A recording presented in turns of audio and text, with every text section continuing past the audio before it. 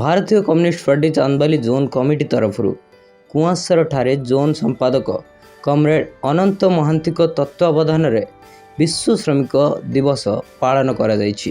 ଏହି ଅବସରରେ ବରିଷ୍ଠ ଶ୍ରମିକ ନେତା କମ୍ରେଡ ବେଣୁଧର ନାୟକ ଲାଲ ପତାକା ଉତ୍ତୋଳନ କରିବା ସହ ସ୍ୱାଗତ ଅଭିଭାଷଣ ପ୍ରଦାନ କରିଥିଲେ।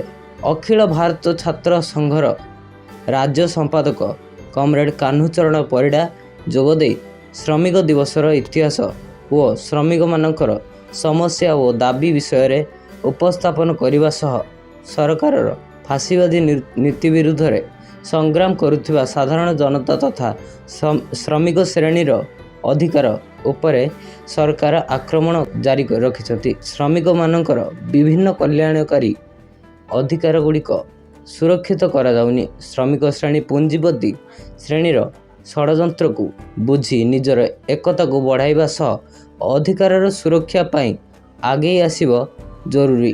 ମେ ଦିବସ କେବଳ 8 ଘଣ୍ଟିଆ ଶ୍ରମ ଦିବସର କଥା କହୁନାହିଁ, ବରଂ ପୁଞ୍ଜି ଦ୍ୱାରା ଶ୍ରମର ଶୋଷଣ ବିରୁଦ୍ଧରେ ଅବିରାମ ସଂଘର୍ଷ ଶିକ୍ଷା ବି ଦେଇ ଆସିଛି। ଅତଏବ ଶ୍ରମିକ ଶ୍ରେଣୀ ନିଜର ଅର୍ଥନୈତିକ ଦାବି ସହିତ ଦ୍ୱାରା ମଣିଷର ଶୋଷଣକୁ ହଟାଇ ଏକ ନ୍ୟାୟପୂର୍ଣ୍ଣ ବିକଳ୍ପ ବ୍ୟବସ୍ଥାର ନିର୍ମାଣ ପାଇଁ ଲଢ଼େଇରେ ସାମିଲ ହେବାକୁ ପଡ଼ିବ। ଏହା ହିଁ ଅନ୍ତର୍ଜାତୀୟ ଶ୍ରମିକ ଦିବସର ଆହ୍ୱାନ ହେବା ଉଚିତ ବୋଲି ମତ ପ୍ରଦାନ କରିଥିଲେ।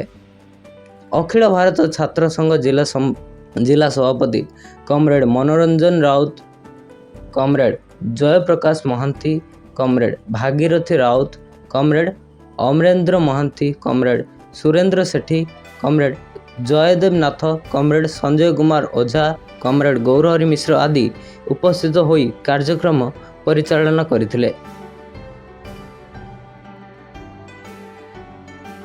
ବ୍ୟୁରୋ ରିପୋର୍ଟ, ସ୍ୱାଭିମାନ ଓଡ଼ିଆ 20।